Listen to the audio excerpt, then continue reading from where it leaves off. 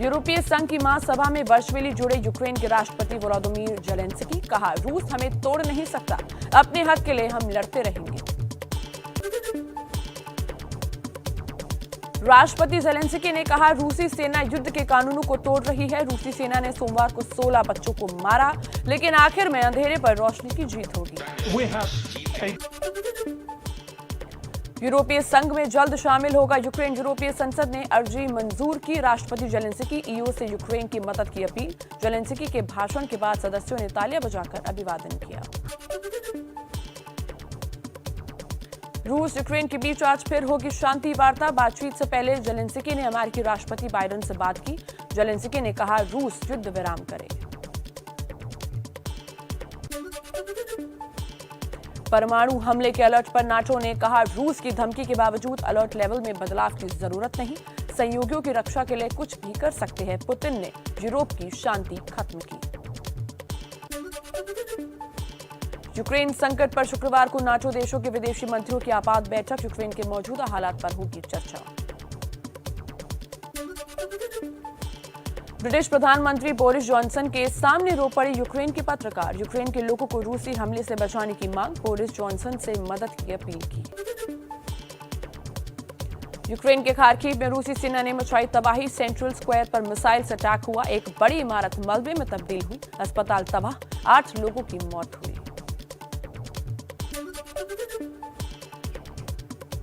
Kharkiv में रूसी सेना के ताबड़तोड़ हमले। उत्तरी स्लोटवोका इलाके में रिहायशी इमारत को निशाना बनाया। इमारत के अंदर में कैद।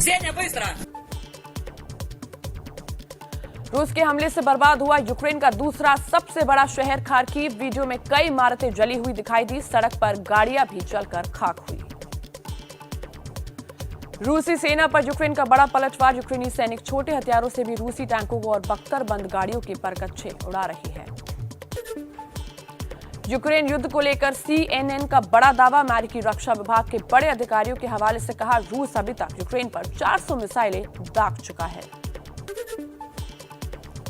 कीव में चारों ओर तबाही के मंजर के बीच यूक्रेनियन बच्चे सुरंगों में बैठकर राष्ट्रगान गा रहे हैं, एक दूसरे का हौसला बढ़ा रहे हैं। युद्ध के चलते यूक्रेन से पलायन का सिलसिला जारी। संयुक्त राष्ट्र ने कहा अब तक 6,77,000 से ज्यादा नागरिकों ने यूक्रेन छोड़ा। रूस के विदेश मंत्री ने कहा यूरोप में अमेरिका के परमाणु हथियार मंजूर नहीं। यूरोप से अपने परमाणु हथियार हटाए अमेरिका। यूक्रेन रूस जंग का तेल पर बड़ा असर। कच्चे तेल की कीमतों में भारी उछाल। 2014 के बाद पहली बार $101.88 प्रति बैरल हुई कीमत।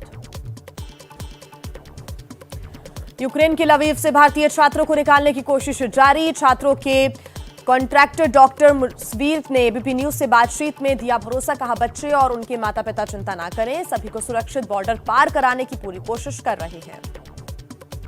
हम सभी बच्चों को इंडियन की तरह देखकर कि सारे बच्चों को यहाँ से एवैक्यूएट करना है, किससे भी निकालना है। यूक्रेन की राजधानी कीव और खार्किव से लवीव आए भारतीय छात्रों को रोमानिया पहुंचाने की कोशिश। लवीव से रोमानिया बॉर्डर के लिए बस निकली। यूक्रेन से भारतीयों की वापसी का मिशन हुआ तेज। वायुसेना का C-17 ग्लोबमास्टर विमान भारतीयों को लाने के लिए रोमानिया रवाना हुआ। विदेश मंत्रालय ने कहा अगले 3 दिनों के लिए 26 उड़ान तैयार है। यूक्रेन में फंसे छात्रों को लाने की कोशिश तेज। केंद्रीय मंत्री VK सिंह पोलैंड पहुंच चुके हैं। भारतीय छात्रों से उन्होंने मुलाकात भी की।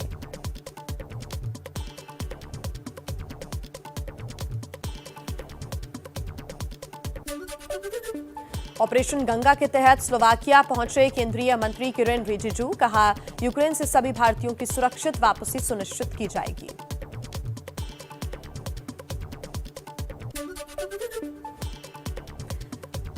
केंद्रीय मंत्री हरदीप सिंह पुरी ने हंगरी के बुडापेस्ट एयरपोर्ट पर भारतीय छात्रों से मुलाकात की। कहा सभी युवा छात्रों को संकट से निपटने में मैच्योरिटी दिखाने के लिए धन्यवाद देता हूं।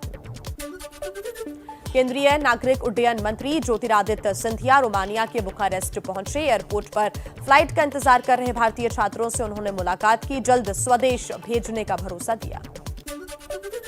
दिल्ली एयरपोर्ट पर यूक्रेन से आने वालों के लिए अलग अलग राज्यों के हेल्प डेस्क बनाए गए हैं। लौटने वाले छात्रों को उनके राज्य तक बस, ट्रेन या फिर फ्लाइट से भेजने की सुविधा दी जा रही है। यूक्रेन के हालात पर पीएम मोदी ने 48 घंटे में चौथी उच्च स्तरीय बैठक की। यूक्रेन में फंसे भारतीयों को सुरक्षित लाने पर चर्चा हुई। विदेश मंत्रालय के मुताबिक 12,000 यानी कि करीब 60% भारतीय यूक्रेन से निकाले जा चुके हैं। 40% लोग थोड़े असुरक्षित जगह पर अभी फंसे हैं। कीव में अब कोई भारतीय नहीं है। खार्किव से लोगों को निकालने का काम जारी है। यूक्रेन के खार्किव में रूस के हमले में भारतीय छात्र नवीन शेखरप्पा की मौत। विदेश मंत्रालय के मुताबिक शव को वापस लाने की प्रक्रिया जारी। 21 साल के नवीन शेखरप्पा कर्नाटक के रहने वाले थे। खाने के सामान के लिए 2 घंटे लाइन में खड़े थे नवीन। खार्किव के सेंट्रल स्क्वायर पर धमाका हुआ, उसमें मौत हो गई। परिवार से 2 दिन पहले हुई थी बात।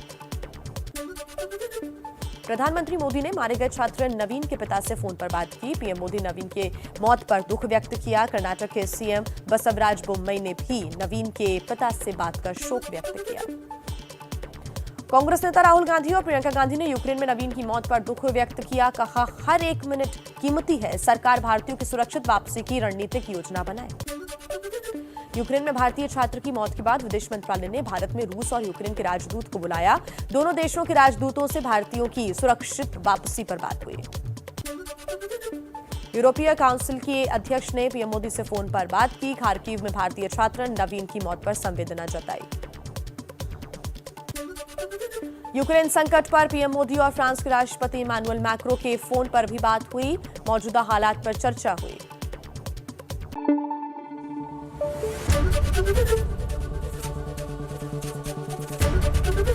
एबीपी न्यूज आपको रखे आगे।